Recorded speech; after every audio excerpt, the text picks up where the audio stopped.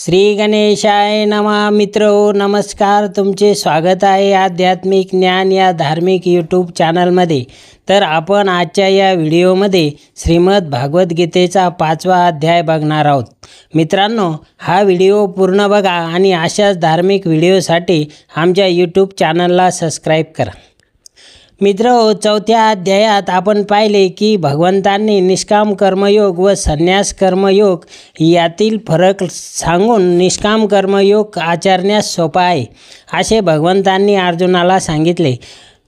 भगवंताचे हे भाषण ऐकून अर्जुन भगवंताला म्हणाला, हे केशव, तुम्ही कर्म करू नको म्हणता आणि कर्मयोगाची प्रशंसा करता, तेव्हा या दोहोंपैकी माझ्यासाठी अगदी निश्चित कल्याणकारक जे एक साधन असेल ते सांगा. यावर भगवंत म्हणाले, पार्थ, कर्मसन्यास आणि कर्मयोग हे दोन्हीही कल्याण करणारेच आहेत, परंतु कर्मयोग साधण्यास सोपा आहे म्हणून श्रेष्ठ आहे. हे पार्थ, जो पुरुष कोणाचा द्वेष करीत नाही तो कर्मयोगी नेहमीच संन्यासी असतो.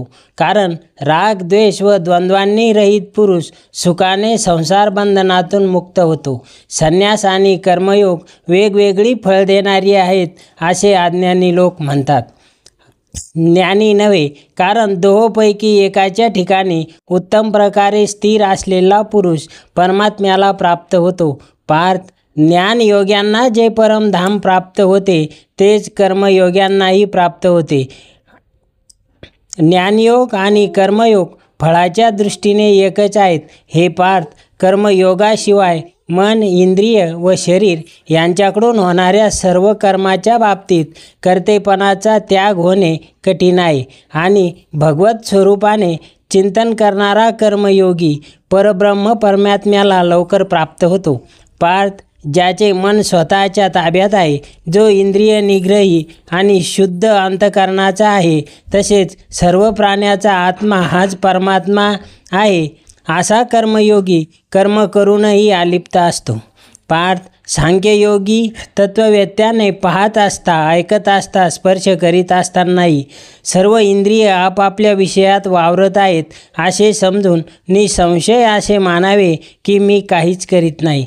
पार्थ, जो पुरुष सर्व कर्मे परमात्म्याला अर्पण करून आणि आसक्ती सोडून कर्मे करतो, तो पुरुष पाण्यातील कमळाच्या पानाप्रमाणे पापाने लिप्त होत नाही.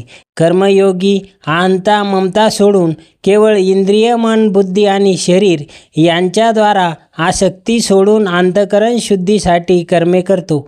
कर्मयोगी फळाचा त्याग करून भगवत प्राप्तिरूप शांतीला प्राप्त होतो आणि कामना असलेला पुरुष कामनाच्या प्रेरणेमुळे फळात आसक्त होऊन बद्ध होतो. पार्थ, ज्याचे अंतकरण ताब्यात आहे असा सांख्ययोगाचे आचरण करणारा पुरुष कोणतेही कर्म करणारा किंवा करविणारा न होता नव दरवाजाच्या शरीररूपी घरात सर्व कर्माचा मनाने त्याग करतो व सच्चिदानंद घन परमात्म्याच्या स्वरूपात स्थित राहतो. हे पार्थ, परमेश्वर मनुष्याचे कर्तेपण कर्म किंवा कर्मफळाशी संयोग उत्पन्न करीत नाही, तर प्रकृतीचा खेळ करीत असते. पार्थ, सर्वव्यापी परमात्मा कोणाचेही पापकर्म किंवा पुण्यकर्म स्वतःकडे घेत नाही, परंतु अज्ञानाने ज्ञान झाकल्यामुळे सर्व अज्ञानी पुरुष मोहित होतात. ज्याचे ते अज्ञान परमात्मज्ञानाने नाहीसे झाले आहे, त्याचे ते ज्ञान सूर्याप्रमाणे परमात्म्याला प्रकाशित करते. ज्याचे मन व बुद्धी एकरूप झालेली आहे आणि सच्चिदानंद घन परमात्म्याचंच ज्याचे नित्य ऐक्य झाले आहे, असे ईश्वरपरायण पुरुष ज्ञानाने पापरहित होऊन परमगतीला प्राप्त होतात. ते ज्ञानी पुरुष विद्या, विनय, नम्रता यांनी युक्त असलेला ब्राह्मण, गाय, हत्ती, कुत्रा, गाढव आणि चांडाळ या सर्वांना समदृष्टीने पाहतात. ज्याचे मन अशा समभावात स्थिर झाले त्याने या जन्मीत संसार प्रपंच जिंकला. कारण सच्चिदानंद घन परमात्मा निर्दोष आणि सम आहे, म्हणून ते सच्चिदानंद घन परमात्म्यातच स्थिर असतात. पार्थ, जो पुरुष प्रिय वस्तू मिळाली असता आनंदित होत नाही आणि अप्रिय वस्तू प्राप्त झाली असता उद्विग्न होत नाही, तो स्थिर बुद्धी असलेला पुरुष संशयरहित ब्रह्मवेत्ता पुरुष परब्रह्म परमात्म्यात ऐक्यभावाने स्थिर असतो. ज्याच्या अंतःकरणाला बाहेरील विषयाची आसक्ती नसते असा पुरुष आत्म्यात असलेल्या ध्यानामुळे मिळणाऱ्या सात्विक आनंदाला प्राप्त होतो. त्यानंतर तो परब्रह्म परमात्म्याच्या ध्यानरूप योगात ऐक्यभावाने स्थिर असलेला पुरुष अक्षय आनंदाचा अनुभव घेतो. पार्थ, इंद्रिय आणि विषय यांच्या संयोगाने उत्पन्न होणारे सर्व भोग आहेत. ते जरी विषयी पुरुषांना सुखरूप वाटत असले तरी ते दुःखालाच कारण देणारे अनित्य आहेत. म्हणून ते बुद्धिमान विवेकी पुरुष त्यात रमत नाहीत. जो पुरुष मनुष्य शरीर पडण्याआधीच काम क्रोधामुळे उत्पन्न होणारा आवेग सहन करण्यास समर्थ होतो आणि तोच योगी व तोच सुखी होय. जो पुरुष अंतरात्म्यातच सुखी, आत्म्यातच रमणारा आणि आत्म्यातच ज्ञान मिळालेला असतो तो सच्चिदानंद घन परब्रह्म परमात्म्यासह ऐक्यभावाला प्राप्त झालेला ब्रह्मपदाला प्राप्त होतो.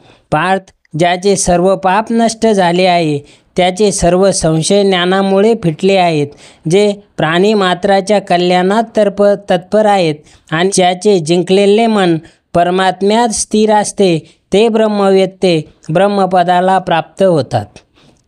काम, क्रोध व मावळलेले मन जिंकलेले परब्रह्म परमात्म्यात साक्षात्कार करून घेतलेले जे ज्ञानी पुरुष असतात, त्यांना सर्व बाजूंनी शांत परब्रह्म परमात्म्यातच परिपूर्ण असतो.